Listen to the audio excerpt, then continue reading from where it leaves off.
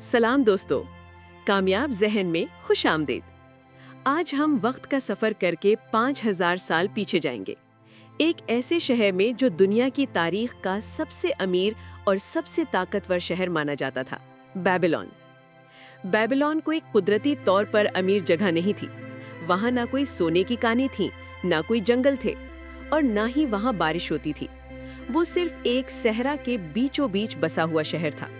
लेकिन फिर भी बेबीलोन के पास इतना सोना, इतनी दौलत और इतने खजाने थे कि आज के दौर के अमीर तरीन मुल्क भी उसके सामने गरीब लगे। ये दौलत कहाँ से आई थी? ये दौलत आई थी वहाँ के रहने वालों की दानिशमंदी यानी विजडम से। उन्होंने अमीर बनने के कुछ ऐसे उसूल ढूंढ निकाले थे जो आज 5000 साल बाद भी उतने ही सच हैं जितने उस वक्त थे। आज की इस वीडियो में हम बेबीलोन के सबसे अमीर आदमी आर्कट की कहानी सुनेंगे और वो 7 आसान इलाज यानी क्योर्स सीखेंगे जो किसी भी खाली पर्स को सोने से भर सकते हैं। अगर आप आज फाइनेंशियल तंगी से गुजर रहे हैं, अगर आप मेहनत करते हैं लेकिन पैसा हाथ में नहीं टिकता, तो ये कहानी आपकी जिंदगी बदल सकती है। तो आइए चलते हैं बेबीलोन की गलियों में। कहानी शुरू होती है बंसिर नाम के एक रथ बनाने वाले से। बंसिर अपने घर की दीवार पर बैठा उदास नजरों से अपने खाली घर को देख रहा था। उसके सामने उसका अधूरा रथ पड़ा था जिसे मुकम्मल करके उसे पैसे मिलने थे, लेकिन उसका काम करने का दिल नहीं कर रहा था। इतने में उसका बचपन का दोस्त कोबी, जो एक म्यूजिशियन था, वहां आया। कोबी ने देखा कि बंसिर खाली बैठा है तो उसने सोचा शायद बंसिर के पास बहुत पैसे आ गए हैं। कोबी ने कहा, मेरे दोस्त, तुम्हारी किस्मत तो बहुत अच्छी है। तुम आराम कर रहे हो, इसका मतलब है तुम्हारी जेब भरी हुई है। क्या तुम मुझे सिर्फ 2 शेकल उधार दे सकते हो? शाम को मैं वापस कर दूंगा। बंसिर ने एक गहरी आह भरी और कहा, मेरे दोस्त कोबी, अगर मेरे पास 2 शेकल होते तो वो मेरा दिल, मेरी जान और मेरा सब कुछ होते। मैं वो किसी को नहीं देता। कोबी हैरान रह गया। उसने कहा, क्या तुम्हारे पास एक पैसा नहीं है और तुम यहाँ दीवार पर बैठे हो? तुम रथ क्यों नहीं बनाते? तुम्हारी भूख तो तुम्हें मार डालेगी। बंसिर ने जवाब दिया, हाँ, तुम सच कहते हो, मैं यही सोच रहा हूँ। हम सुबह से शाम तक धूप में, पसीने में मेहनत करते हैं। हम बेबीलोन के सबसे मेहनतकश लोग हैं, लेकिन फिर भी हमारे पास कुछ क्यों नहीं है? हमारी जिंदगी सिर्फ 2 वक्त की रोटी कमाने में क्यों गुजर रही है? क्या हमारे नसीब में सोना नहीं लिखा? तभी बंसिर को एक ख्याल आया। उसने कहा, कोबी, हमारा एक और दोस्त है, आर्कट। सुना है वो बेबीलोन का सबसे अमीर आदमी बन चुका है। वो इतना अमीर है कि बादशाह भी उससे कर्ज मांगता है। लेकिन हम तीनों ने एक ही स्कूल में पढ़ा, एक ही जैसे खेल खेले। वो हमसे ना तो ज्यादा ज़हीन था और ना ही हमसे ज्यादा मेहनत करता था। तो फिर ऐसा क्यों है कि आज वो महलों में रहता है और हम भूखे मर रहे हैं? कोबी ने कहा, शायद उस पर किस्मत की देवी मेहरबान है। बंसिर ने कहा, नहीं, किस्मत की देवी किसी को हमेशा अमीर नहीं रखती। चलो हम आर्कट के पास जाते हैं और उससे पूछते हैं कि उसने ये दौलत कैसे कमाई। और यहाँ से शुरू होती है आर्कट की कहानी। जब बंसिर और कोबी अपने कुछ और दोस्तों के साथ आर्कट के महल पहुंचे तो आर्कट ने उनका दिल से इस्तकबाल किया। बंसिर ने कहा, आर्कट, हम तुम्हारी दौलत देख के खुश भी हैं और जलन भी महसूस कर रहे हैं। हम सब बराबर थे, लेकिन आज तुम्हारे पास सब कुछ है और हमारे पास कुछ नहीं। क्या तुम हमें बता सकते हो कि अमीर कैसे बना जाता है? आर्कट मुस्कुराया और उसने कहा, मेरे दोस्तों, अगर तुम अभी तक अमीर नहीं बने तो इसकी सिर्फ 2 वजूहात हैं। या तो तुमने अमीर बनने के उसूलों को सीखा नहीं है, या फिर तुमने उन्हें सीखकर उन पर अमल नहीं किया। मैं तुम्हें अपनी कहानी सुनाता हूँ। जब मैं जवान था तो मैं एक स्क्राइब था, यानी मैं मिट्टी की तख्तियों पर लिखने का काम करता था। मैं रोजाना घंटों मेहनत करता था, लेकिन मेरी जेब हमेशा खाली रहती थी। एक दिन मेरे पास अल्गमिश नाम का एक आदमी आया। अल्गमिश एक मनी लेंडर यानी सूदागर था और बहुत अमीर था। उसने मुझे एक लंबी तख्ती दी और कहा, मुझे ये कानून 2 दिन में लिख कर दो। अगर तुमने ये वक्त पर कर लिया तो मैं तुम्हें 2 तांबे के सिक्के ज्यादा दूंगा। मैंने दिन रात मेहनत की, लेकिन कानून बहुत लंबा था। जब अल्गमिश वापस आया तो काम पूरा नहीं हुआ। वो गुस्से में आ गया, लेकिन मैंने हिम्मत करके कहा, अल्गमिश, तुम बहुत अमीर हो। अगर तुम मुझे ये बता दो कि मैं तुम्हारी तरह अमीर कैसे बन सकता हूँ, तो मैं सारी रात जागकर ये काम मुकम्मल कर दूंगा। अल्गमिश मुस्कुराया और बोला, मंजूर है। मैंने सारी रात जागकर वो तख्ती मुकम्मल की। मेरी कमर में दर्द था, आंखें जल रही थीं, लेकिन मैंने काम पूरा कर लिया। सुबह जब अल्गमिश आया तो मैंने कहा, अब अपना वादा पूरा करो। अल्गमिश ने कहा, ठीक है, गौर से सुनो। मैं अमीर तब बना जब मैंने ये फैसला किया कि मैं जो कुछ भी कमाऊंगा उसका एक हिस्सा मैं अपने लिए रखूंगा। वो चुप हो गया। मैंने पूछा, बस यही राज है? उसने कहा, हाँ, यही राज है। मैंने कहा, लेकिन मैं जो कमाता हूँ वो अपने लिए ही तो रखता हूँ। अल्गमिश हंस पड़ा। उसने कहा, नहीं, तुम दर्जी को पैसे देते हो कपड़ों के लिए, तुम मोची को पैसे देते हो जूतों के लिए, तुम खाने वाले को पैसे देते हो रोटी के लिए, तुम सबको पैसे देते हो सिवाय अपने आप के। तुम गुलामों की तरह काम कर रहे हो जो सिर्फ अपने मालिक के लिए कमाते हैं। अगर तुम 10 सिक्के कमाओ और उसमें से 9 खर्च करो और एक अपने पास रखो तो कुछ अरसे बाद तुम्हारे पास क्या होगा? मैंने कहा, मेरे पास जमा पूंजी होगी। उसने कहा, बिल्कुल, हर 10 सिक्कों में एक सिक्का तुम्हारा है। वो तुम्हें खर्च नहीं करना, वो तुम्हारा गुलाम है जो तुम्हारे लिए मजीद सिक्के कमाएगा। आर्कड ने अपने दोस्तों को बताया, ये था मेरा पहला सबक। अपनी कमाई का 10% यानी 10% हमेशा बचाओ। चाहे तुम्हारे कितने ही उधार क्यों ना हो, चाहे तुम्हारी जरूरतें कितनी ही ज्यादा क्यों ना हो, इस 10% को छूना मना है, यानी छूना मना है। 1 साल गुजर गया। अल्गमिश दोबारा आया और पूछा, क्या तुमने अपनी कमाई का 10% बचाया? मैंने गरव से कहा, हाँ, मैंने बचाया। उसने पूछा, तुमने उस पैसे का क्या किया? मैंने कहा, मैंने वो पैसे अग्गर को दिए जो ईंट बनाने वाला है। वो समुंदर के सफर पर जा रहा है। वो वहां से सस्ते दाम में नायाब हीरे लाएगा और हम उन्हें यहाँ महंगे दाम में बेचकर मुनाफा आधा आधा कर लेंगे। अल्गमिश गुस्से से लाल हो गया और उसने कहा, बेवकूफ, क्या तुम रोटी वाले के पास जाते हो अगर तुम्हें सितारों के बारे में जानना हो?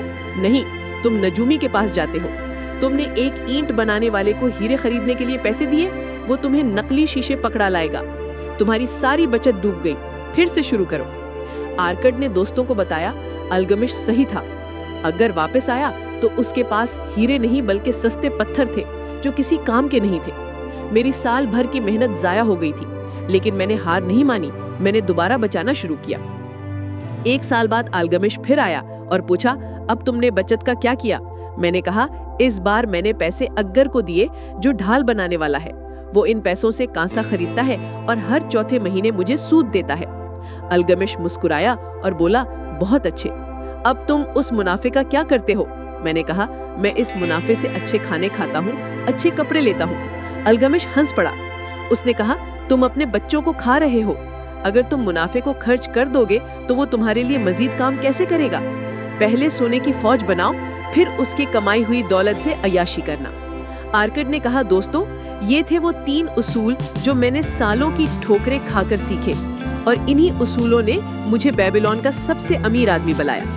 लेकिन तुम्हारे लिए मैं इन्हें 6-7 आसान इलाज में बयान करता हूँ। अगर तुम्हारा पर्स खाली है और तुम उसे मोटा करना चाहते हो तो ये रहे 7 तरीके। पहला इलाज, अपने पर्स को मोटा करना शुरू करो। ये वही उसूल है जो मैंने पहले बताया। हर 10 सिक्कों में से 9 खर्च करो और 1 बचाओ। ये सुनने में बहुत आसान लगता है, लेकिन ये सबसे मुश्किल काम है। जब तुम्हारे हाथ में पैसे आते हैं तो दिल करता है नई चीजें खरीदने का, लेकिन याद रखो, ये 10% तुम्हारा टैक्स है जो तुम अपने आप को पे करते हो। ये तुम्हारे मुस्तकबिल की बुनियाद है। दूसरा इलाज, अपने खर्चों को काबू में रखो। तुम कहोगे कि मेरी तो कमाई ही इतनी कम है कि गुजारा नहीं होता, मैं बचत कैसे करूं? यहाँ एक कड़वा सच सुन लो, हमारे जरूरी खर्चे एक्सपेंसेस हमेशा हमारी आमदनी इनकम के बराबर हो जाते हैं जब तक हम उन्हें रोके ना। बेबीलोन में ऐसे लोग भी हैं जो तुमसे आधा कमाते हैं लेकिन फिर भी जिंदा है। अपने खर्चों की लिस्ट बनाओ, उनमें से वो खर्चे ढूंढो जो जरूरी नहीं है बल्कि सिर्फ दिखावे या शौक के लिए है, उन्हें काट दो। एक बात याद रखना, जरूरत और ख्वाहिश में फर्क होता है। तीसरा इलाज, अपने सोने को काम पर लगाओ। सिर्फ पैसे जमा करने से कोई अमीर नहीं बनता, तिजोरी में रखा हुआ सोना मर जाता है। दौलत तब बनती है जब तुम्हारा पैसा तुम्हारे लिए पैसा कमाए। जैसे मैंने ढाल बनाने वाले को पैसे दिए थे, वैसे ही तुम्हें इन्वेस्टमेंट के तरीके ढूंढने होंगे। आज के दौर में इसका मतलब है स्टॉक्स, रियल एस्टेट या अपना कोई छोटा बिजनेस शुरू करना।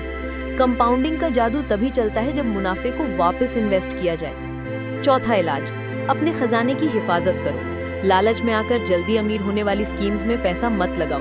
याद है मैंने ईंट बनाने वाले को हीरे लाने के लिए पैसे दिए थे? वो गलती तुम मत करना। इन्वेस्टमेंट करने से पहले उस काम के माहिर से मशवरा लो। अगर कोई तुम्हें कहे कि वो तुम्हें रातों रात अमीर बना देगा, तो समझ जाओ कि वो तुम्हारा पैसा डुबोने वाला है। रिस्क उठाओ, लेकिन बेवकूफ़ी मत करो।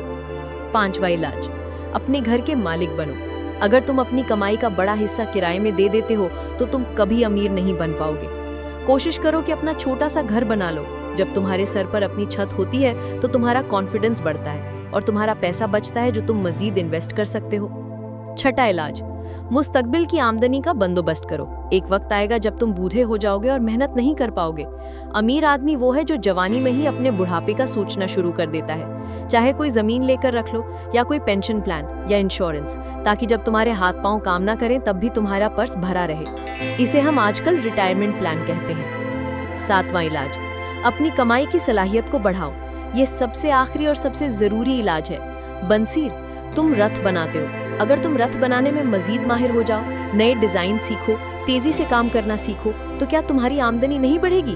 कोबी, अगर तुम नए साज बजाना सीख लो, तो क्या लोग तुम्हें ज्यादा पैसे नहीं देंगे? खुद पर इन्वेस्ट करो, नई स्किल सीखो। जितना ज्यादा तुम सीखोगे, उतना ज्यादा तुम कमाओगे। आज के दौर में तुम्हारी नॉलेज ही तुम्हारा सबसे बड़ा एसेट है। अरकत ने अपनी बात खत्म की और कहा, दोस्तों, बेबीलोन में सोने की कोई कमी नहीं है। कमी सिर्फ उन लोगों की है जो इन उसूलों को जानते हैं। जाओ और इन उसूलों पर अमल करो, सिर्फ सुनो मत, करो। तो दोस्तों, ये थी अरकत की कहानी। लेकिन वीडियो खत्म करने से पहले मैं इस किताब के एक और हिस्से का जिक्र करना चाहता हूँ जो बहुत जरूरी है। इसे कहते हैं सोने के 5 कानून, द 5 लॉज ऑफ गोल्ड। अरकत का बेटा नोमासिर जब जवान हुआ, तो अरकत ने उसे सीधा विरासत देने से इनकार कर दिया। अरकत ने कहा, मैं देखना चाहता हूँ कि तुम इस दौलत को संभालने के काबिल हो या नहीं। अरकत ने नोमासिर को सोने से भरा एक थैला दिया और एक मिट्टी की तख्ती दी जिस पर 5 कानून लिखे थे। उसने कहा, जाओ, 10 साल बाद आना। अगर तुमने सोने को बढ़ाया तो मेरी सारी दौलत तुम्हारी, अगर गंवा दिया तो तुम्हें कुछ नहीं मिलेगा। 10 साल बाद जब नोमासिर वापस आया तो वो फटे हाल नहीं था, बल्कि बहुत अमीर था। उसने अपने बाप को बताया कि शुरू में उसने गलतियां की, उसने धोखेबाजों पर भरोसा किया और सारा सोना हार गया। लेकिन फिर उसने उस मिट्टी की तख्ती को पढ़ा जिस पर 5 कानून लिखे थे। 1, सोना उस शख्स के पास खुशी से आता है जो अपनी कमाई का 10% बचाता है। 2, सोना उस शख्स के लिए मेहनत करता है जो इसे अच्छी जगह इन्वेस्ट करता है। 3, सोना उस शख्स के पास रहता है जो समझदार लोगों के मशवरे पर चलता है। 4, सोना उस शख्स से भाग जाता है जो उन चीजों में इन्वेस्ट करता है जिसका उसे पता नहीं होता। 5, सोना उस शख्स से दूर भागता है जो लालच में आकर जल्दी मुनाफा चाहता है। नोमासिर ने इन कानूनों पर अमल किया और खोया हुआ सोना वापस कमाया और उससे कई गुना ज्यादा बनाया। दोस्तों, 5000 साल गुजर गए हैं। बेबीलोन शहर अब मिट्टी का ढेर बन चुका है। वहाँ के महल, वहाँ के दीवारों दर सब खत्म हो गए हैं, लेकिन अरकत का विजडम आज भी जिंदा है। हमारे आसपास आज भी बंसीर और कोबी जैसे लोग हैं जो मेहनत तो करते हैं लेकिन शिकायत करते हैं कि पैसा नहीं है। और हमारे आसपास अरकत जैसे लोग भी हैं जो जीरो से शुरू करके एम्पायर खड़ा कर देते हैं। फर्क किस्मत का नहीं है, फर्क इन 7 इलाजों और 5 कानूनों का है। अब फैसला आपका है। क्या आप बंसीर की तरह दीवार पर बैठकर किस्मत का रोना रोएंगे या फिर अरकत की तरह अपनी जेब का 10% बचाकर अपनी आज़ादी की फौज तैयार करेंगे? अगर आपने आज फैसला कर लिया है तो नीचे कमेंट्स में लिखें आई विल सेव, ताकि मुझे पता चले कि आप बेबीलोन के नए अरकत बनने के लिए तैयार हैं। अगर ये वीडियो आपको लंबी लगी हो तो माफ़ी चाहता हूँ, लेकिन ये इल्म इतना कीमती था कि मैं इसे काटना नहीं चाहता था। अगर आपको ये कोशिश पसंद आई है तो वीडियो को लाइक ज़रूर करें, इससे हमारी हौसला अफजाई होती है। ऐसी ही मज़ीद डिटेल्ड वीडियोस के लिए कामयाब ज़हन को सब्सक्राइब करें। अपना ख्याल रखें और अपने पर्स का भी। अल्लाह हाफिज़।